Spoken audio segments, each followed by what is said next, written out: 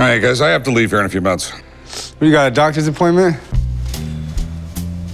You got a consultation for hair plugs, don't you? The episode kicks off with Chumlee throwing shade and jokes about Rick heading to a lecture. Someone blurts out, hair plugs, and I almost spit out my drink. Rick tries to defend himself. It's about business. Sure, Rick, business or hairlines. The family instantly roasts him harder than a Thanksgiving turkey. I love how Pawn Stars starts with chaos before an item even hits the counter. Can anyone else feel the comedy overload already? What do we got here? I have a first edition Mark Twain that I'd like you to look at. Okay, a Yankee in King Arthur's court. Here comes the first item, a first edition Mark Twain, a Connecticut Yankee in King Arthur's court. The seller admits he's never read it, never seen the movies. Sir, you're holding a literary treasure and you treat it like a phone book? Rick's face says it all. This could be a jackpot, or it could be bathroom reading. And the seller casually drops, my dad gave it to me. Talk about dad's bookshelf being better than Amazon Prime.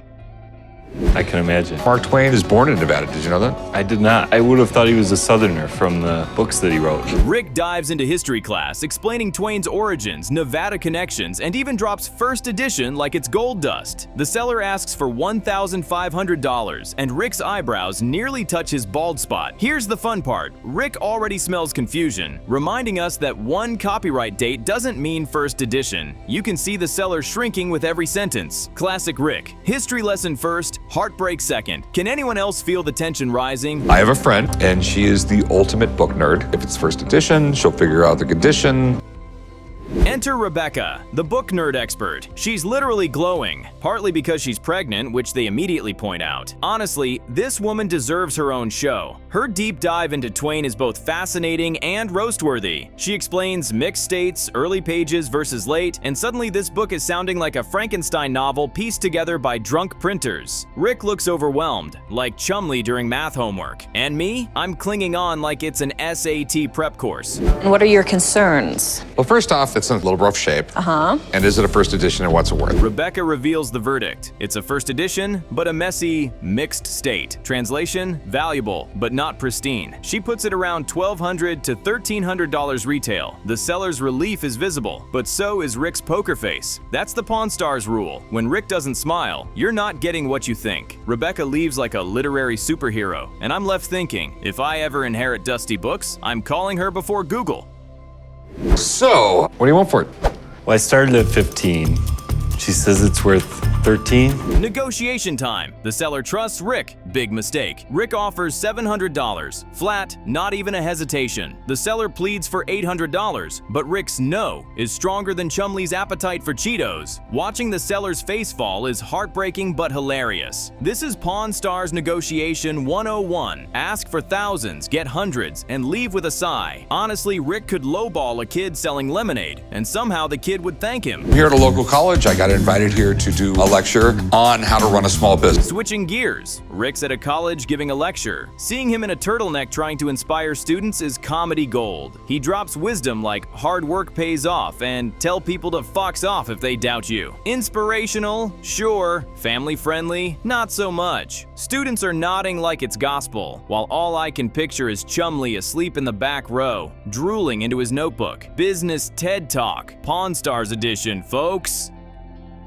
So, we always hear about successes, but I've also heard that you can learn more from your failures. Rick gets asked about failures, and his response is actually solid. Henry Ford went bankrupt before starting Ford Motors. Okay, Rick, you got me. I'm inspired. But then he slides back into salty mode, saying his family likes being stupid. Cue the laugh track. The audience claps politely, while I'm just imagining Corey whispering, Dad, you've been roasting us on national TV again. This lecture had more burns than life lessons, let's be honest. All right, can we take a look at him? Sure. This is an antique bone drill set. Dates about 1890s. Next item, antique medical equipment, including a bone drill set. Yep, this is as horrifying as it sounds. The customer's a psychiatrist, which somehow makes it creepier. Chumlee's disgusted, calling it freaky crap. The seller casually explains how drilling skulls released evil spirits. Folks, this is not Grey's Anatomy, it's Saw, Pawn Shop Edition. You could cut this tension with a scalpel. Honestly, the fact people collected this makes me rethink antique shopping forever.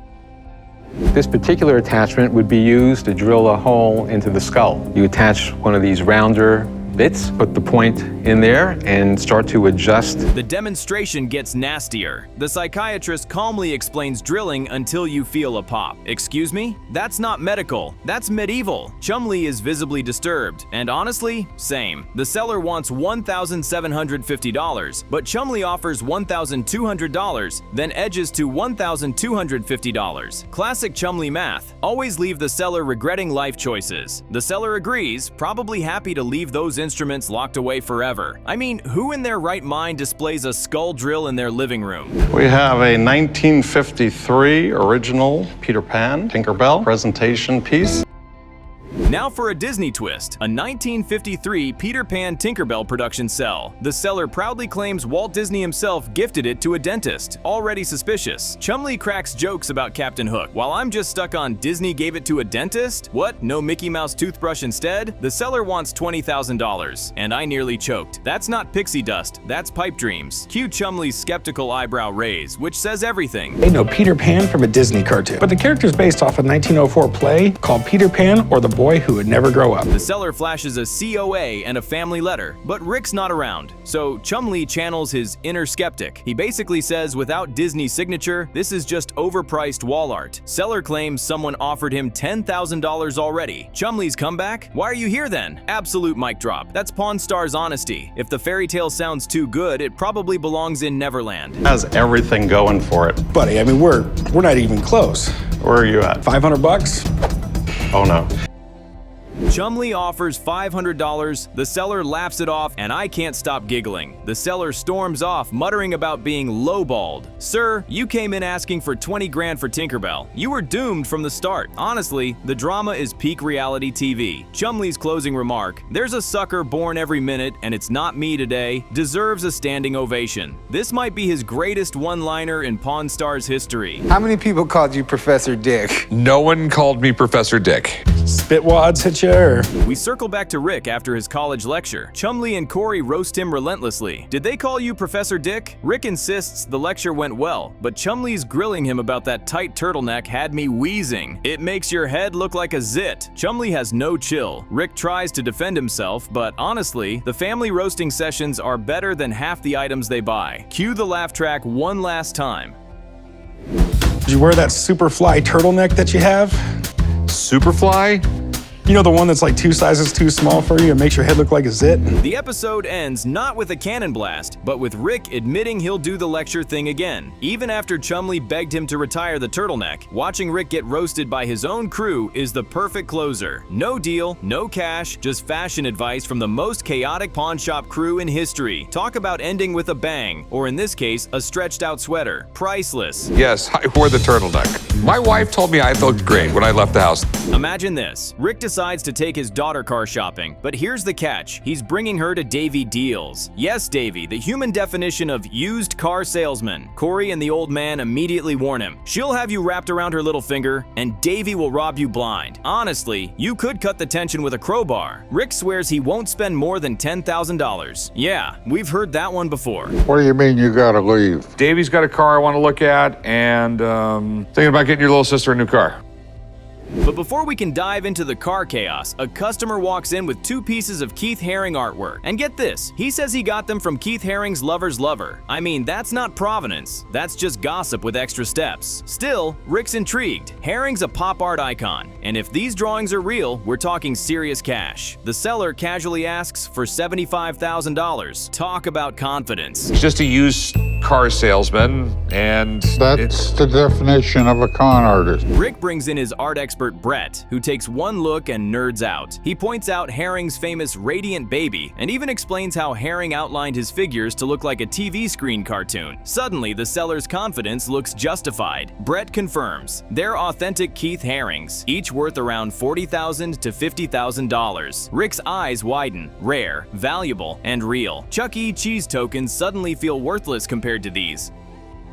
These are the herrings you were telling me about. Alleged herring. Alleged herrings, okay. Now comes the deal. Rick lowballs at $45,000, the seller shoots for $50,000, and they haggle like two poker players bluffing with twos. Finally, Rick caves at $48,000, cash. The seller beams, bragging, "That's a new truck. Only on Pawn Stars can you walk in with doodles and walk out with a down payment on a house." Rick, he's just praying a gallery doesn't flip them for double tomorrow. Okay, so what do you think they're worth? You know, pop art is doing really well right now. I could see them in a gallery in New York in the $40,000 to $50,000 range. Then Chumlee enters the chat, literally, with a spork, but not your Taco Bell plastic spork. This is a Civil War era utility knife for amputees, also called a Nelson knife. It's part fork, part knife, zero spoon. Chumlee calls it a nork, and honestly, that might be the best thing he's ever said. The seller wants a couple $100, but Chum's feeling stingy. Cue awkward haggling.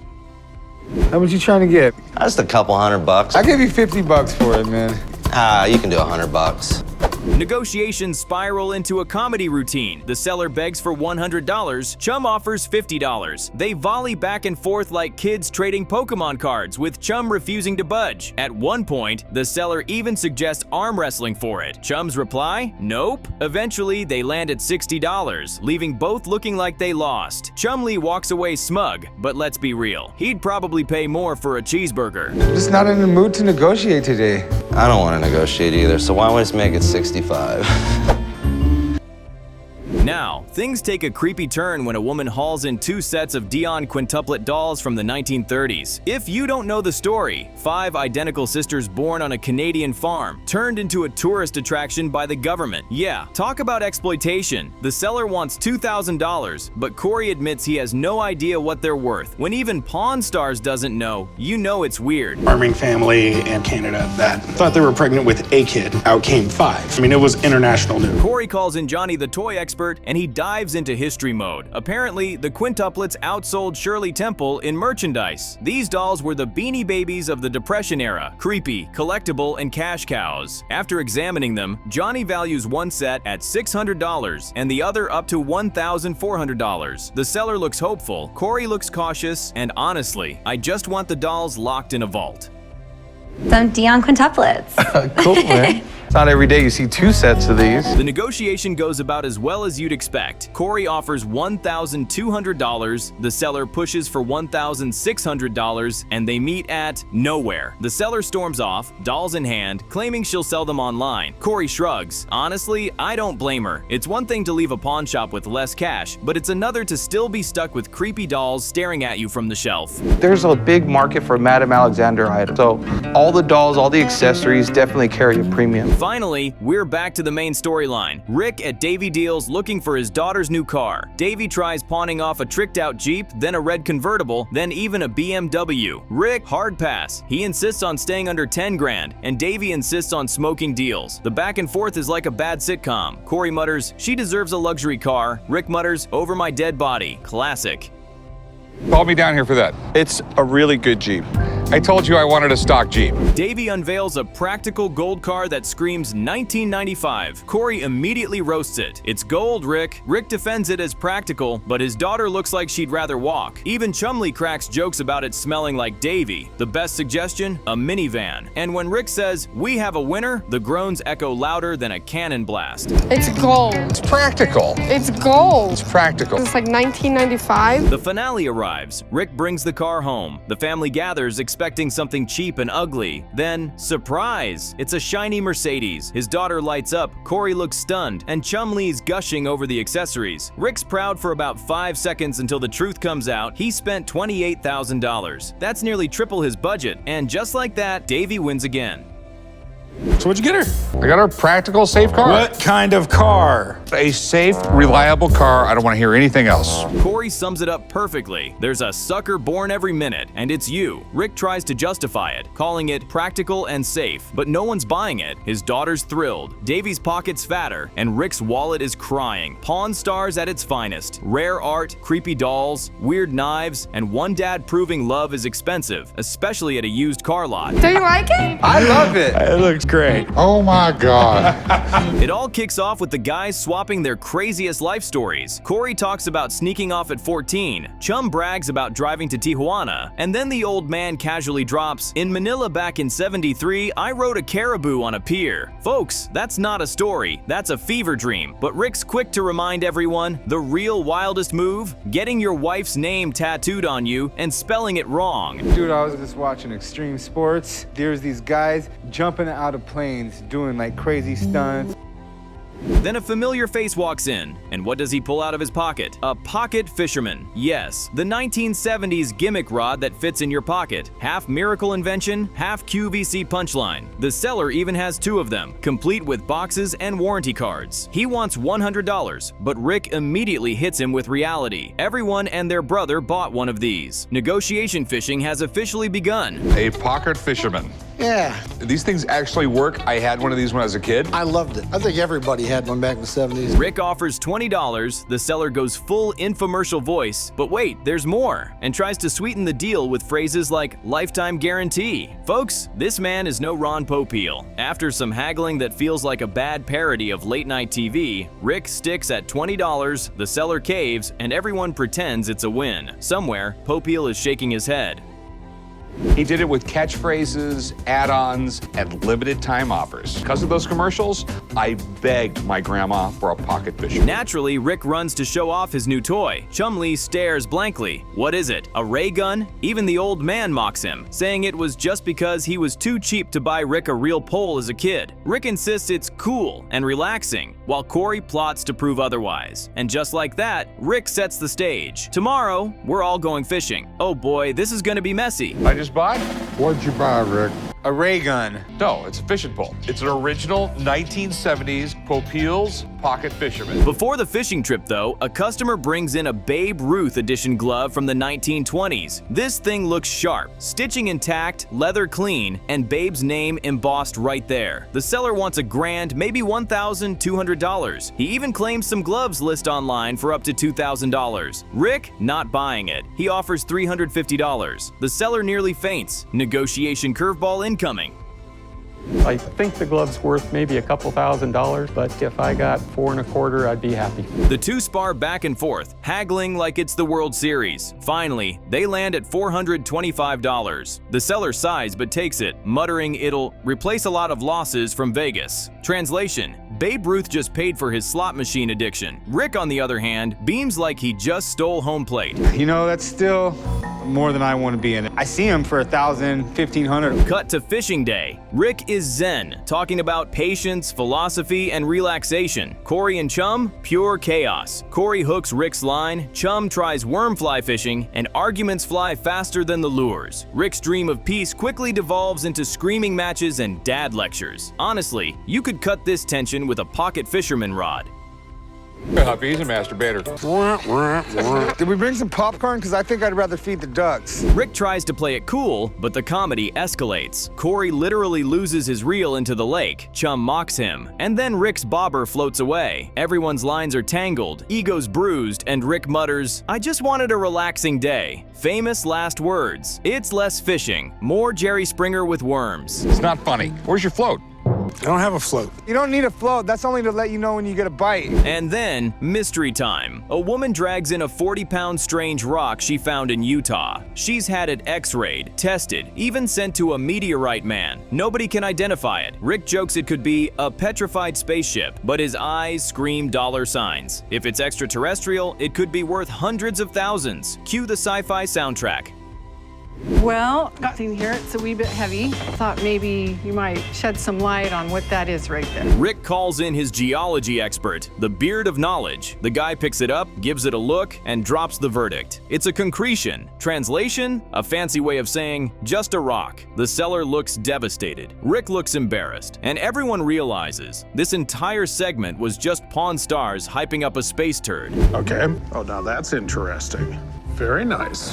Well, I know exactly what this is. It's a concretion. There are two types, but whichever type it is. The expert elaborates. Millions of years, water seepage, minerals forming voids, blah blah. Bottom line, it's not meteorite gold. It's not alien tech. It's literally a rock that looks like poop. The poor woman leaves with nothing but disappointment and a 40-pound lawn ornament. Rick even suggests she use it to scare burglars harsh. Have you seen one with this shape? Yeah. This size and this weight? Actually, the largest ones of these that are known. Meanwhile, back at the lake, Rick storms off, fed up with Corey and Chum. He wanted serenity, but all he got was heckling and chaos. The next day, Corey and Chum proudly show him a pile of fish they caught. Right after he left, Rick sulks, muttering, "It's not a competition." Corey shoots back, "Then why'd you storm off when you didn't catch anything?" Burn. Absolute burn. What's up, poor sport? You really shouldn't have stormed off and thrown your little hissy fit, man. What? Fish started biting about an hour after you left. That's not everything, but that's for you. You really caught these. And with that, this episode delivers the perfect Pawn Stars mix. Pocket gimmicks, baseball legends, mysterious, space rocks, and a fishing trip meltdown. Moral of the story, never trust infomercials. Babe Ruth always wins. Space rocks can still be worthless, and Rick should probably just stick to pawning instead of fishing. You can take those home and you guys can all enjoy the fish that Corey and I caught. The giant fish that me and Chum caught that you didn't catch any of. The episode kicks off with Rick obsessing over his beloved change jar. He swears quarters are disappearing while Corey and Chumlee roast him, calling it a piggy bank. Even the old man piles on, saying if you drew a snout on it, it'd look like a pig. Rick insists, "Don't mess with my change." Honestly, I've never seen a grown man so protective over spare quarters. It's like watching Gollum scream, "My precious," but for loose coins. You know, for my entire life, every time you've had your little jar of change, you've always accused me of stealing. Enter our first customer, holding a gleaming 1861 half-eagle coin passed down from his grandfather. Rick explains the basics. It's a $5 gold piece with the C mint mark, meaning it came from Charlotte, North Carolina during the Carolina Gold Rush. Instantly, Rick's eyes widen. If authentic, this coin is way rarer than your average Philadelphia mint. The seller, just hoping to cover home repairs. Talk about fixing a leaky roof with literal gold. I'm doing great. I have an 1861 coin that my grandfather gave to me before he passed away. Rick, of course, warns it's one of the most counterfeited coins in history. Melt value alone is about $350, but if it's real, tens of thousands. That's a pretty big if. So, Rick calls in Mike the coin expert, because let's face it, this shop has more fakes than a Hollywood Botox party. The tension is real as the coin gets closer inspection. If it's real, this is worth a lot more than a Philadelphia coin. Meanwhile, another seller walks in with antique bottles, including a cobalt blue Casper's whiskey bottle. Rick lights up. Casper's was basically the Sears of liquor in the 1800s, shipping whiskey by mail like it was Amazon Prime. The seller wants $500. Rick points out a chip and suddenly it's a showdown. The seller claims it's from the mold. Rick calls his bluff. This negotiation is more heated than the whiskey itself. It's definitely cool, man. I mean, they came out right after the Civil War. I'm pretty sure they're around for like 20, 30 years. After back and forth haggling that feels like two stubborn uncles fighting over gas money, they land on $300. The seller shrugs, saying he'll buy more bottles. Rick's happy, the seller's happy, and the bottle lives on to see another drunk history night. Honestly, who knew Whiskey Mail Order was the original subscription service? How much you want for this one? I'd like to get 5. 500? I know what I got into it 10 years ago. Back to the coin. Mike inspects the C and confirms it's legit. No casting flaws, no added marks. This half eagle is real, and in today's market, it could fetch around $15,000. The seller nearly faints with excitement. Rick's grin, though? That's the grin of a man already plotting how to buy it for half price. Cue the negotiation tension music. Sure, it's not a counterfeit. What's up, Rick? 1861 Charlotte. That's a rare one. 1861 Philadelphia. There was over 700,000 of those. We're talking... Rick starts at $7,500. The seller wants $12,000, and the haggling begins. Rick plays the "I assume all the risk" card, like he's carrying the Avengers on his back. They finally settle at $8,000 cash. The seller beams, saying it'll help his remodel. Rick, he just snagged a $15,000 coin for $8 grand. Somewhere, Charlotte is shaking its head. What do you want to do? $7,500.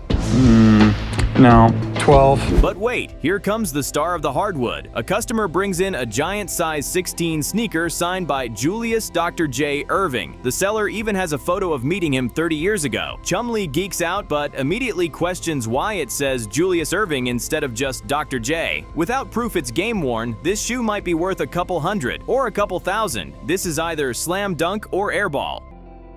Picture of when Dr. J and I met. The interesting thing is, coming out of high school, he wasn't even recruited. The signature expert arrives, examines the ink, and confirms it's definitely Julius Irving's autograph. He even finds stamping consistent with other Dr. J game-used sneakers. But here's the problem. The shoe barely looks worn. Could it be game-used? Maybe. Could it be a practice sneaker? Also maybe. The verdict, about $400 to $500 value, not the $2,000 the seller wanted. Ouch! Not about Dr. J. I mean, really one of the greatest nicknames of all time. Chumlee offers $400. The seller pushes back at $800, but neither budges. In the end, the seller storms out, declaring he'll hand it down to his grandson. Chum just shrugs. He's seen more walkouts than Jerry Springer. Dr. J may have dunked from the free throw line, but here, the deal never even left the bench. I would say, based on everything I see here, the signature, everything else, something like this could be worth about $400 or $500. Between these deals, Rick keeps freaking out over his stolen change. Corey even admits to taking 65 cents and leaving an IOU, which Rick calls stealing. The old man sides with Corey, saying he'd take the change too and not even bother with an IOU. Folks, this family is arguing over pocket change in a shop that just flipped a $15,000 coin. Talk about priorities. Every time I go to put change in it, there's less change in it. I'm not your piggy bank keeper, son. Who am I supposed to collect it from? The trolling escalates when the guys swap Rick's jar for a custom Little Ricky's piggy bank. Rick's not amused. They claim all his quarters went to buy the jar itself. The old man jokes it's piggy male menopause, and Rick's face looks like he just lost the lottery. Imagine running a multi-million-dollar pawn shop but being clowned for a piggy bank. Classic Pawn Stars. Piece and handing it over to my newborn grandson. I can't give that up for $500. I just can't. This episode had it all. Rare Civil War era gold, whiskey bottles, a Dr. J sneaker, and the family turning Rick's spare change into the season's best running gag. Moral of the story? Coins might be priceless, bottles might be historic, sneakers might be legendary, but at the gold and silver pawn shop, Rick's quarters are the real national treasure. How is it custom made just for me? Look at the other side. Little Ricky's piggy bank. The episode opens with Rick asking the family for help with his first ever garage sale. Of course, Corey claims he's changing the oil, and Chumlee says he has to rewind videotapes before returning them. Peak 2005 excuses. Rick, desperate, locks them into showing up at 6 a.m. Meanwhile, the old man is just smirking like, yeah, right. You can already tell this garage sale is about to be more circus than commerce. Hey, boys, guess what? What's up, Grandpa? This weekend, we'll ride up to Ely and ride the Nevada Northern Train System. I'm not ever gonna go ride trains. First customer of the day, a guy with a Winchester 1860 Henry rifle. Rick calls it the Yankee gun you load on Sunday and shoot till Thursday. The seller wants $40,000. No small ask. Rick's impressed, pointing out it could fire 28 rounds per minute compared to a measly 6 with old muzzle loaders. Revolutionary weapon, no doubt. But Rick's inner cheapskate comes out fast. His first offer? A brutal $20,000. Talk about lowball city. It is a Winchester model 1860 Henry rifle. This one is what the South called that damn Yankee gun. The seller's face says it all. Rick's offer isn't even in the same galaxy. Rick just shrugs, telling him to shop around if he really thinks it's worth $40,000. Honestly, watching Rick play hardball is hilarious because he sounds like every guy on Craigslist who messages $200 cash today on a $2,000 item. The seller leaves, clearly unimpressed. Somewhere, Winchester just rolled in its grave. Lever action repeating rifle, and it helps cement the Winchester name. Getting a gun from Rob at a good price can be tricky.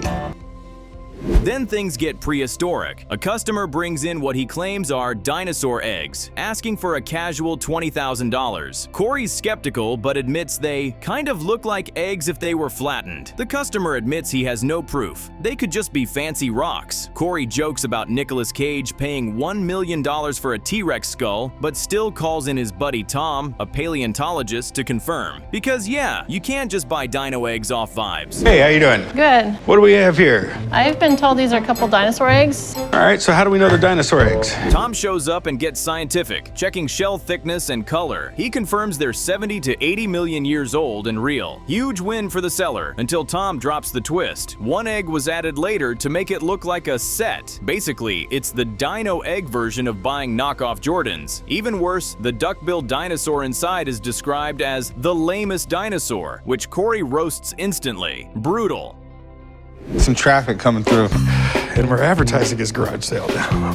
The kid's showing initiative. Leave him alone. And the value? Not $20,000, not even close. Tom explains that thousands of these flooded the US market in the 1990s. Today, they're worth maybe $300 to $600 each. The seller looks crushed, but at least now he knows. Corey, never one to waste time, offers $400 total. After some begging for $800, they land at $500. Corey smirks like he just out-negotiated Jurassic Park itself. It would have been a duck-billed dinosaur. Duck-billed dinosaur. Wow. It's like the lamest of all dinosaurs, right? Back to Rick's garage sale, where he's proudly waving flyers for his world-famous silver and gold garage sale. The old man jokes about trademark infringement with gold and silver pawn, and Rick, he burned through all the printer ink making these flyers. The crew roasts him mercilessly, but you have to give Rick credit. He's hustling to sell old blenders and VHS tapes like they're rare antiques.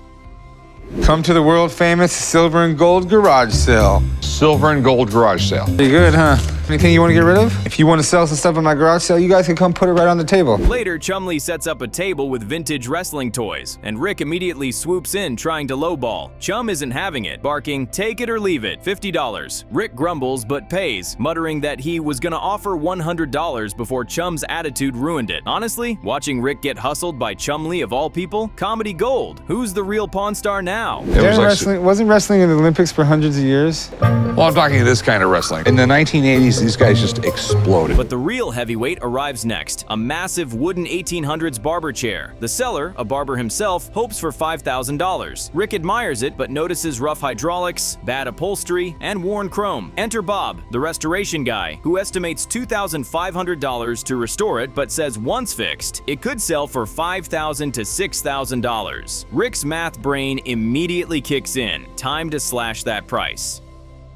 I came to the pawn shop to sell a old 1800s wooden Koken barber chair. Rick offers $1,500. The seller shoots back at $4,000. Rick pushes up to $2,000 max, citing slim profits after restoration costs. The seller digs in at $3,500, refusing to budge. Negotiation stalemate. The seller decides he'll try restoring it himself. Rick shrugs, but you can tell he's annoyed. Somewhere, a customer is Googling DIY barber chair restoration as we speak. That upholstery kills it. Probably $1,200 to $1,500 as it sits. Done, you're gonna wow somebody, and you're gonna get $5,000 to $6,000. Back at the garage sale, Rick discovers Chumlee flipped the wrestling toys he bought for $50, now marked at $500. Rick tries flexing his knowledge about 1980s wrestling merch, but Chum just smirks. Rick admits he would have paid more, but Chum's sass ruined it. Folks, Rick just got pawned at his own garage sale. The irony is almost too much. $2,000, I give Bob $2,500 for all the work he's got to do to it. You know, I'm making between $500 and $1,500. There's just not a lot left. About 35, probably the lowest I can go. And that's where this episode leaves us. Rick out-hustled by Chum, Corey buying dino eggs, a Winchester rifle too pricey to touch, and a barber chair that slipped through Rick's fingers. Add in the old man's jokes and Rick's garage sale flyers, and you've got classic Pawn Stars chaos. The takeaway? Never underestimate Chumlee, never overprice duck-bill dino eggs, and definitely don't let Rick near your printer ink. You can get a commission when you sell them, but you're probably not going to sell them because you don't know anything about them. All right, go ahead, spit some facts out. This company right here came out with this wrestling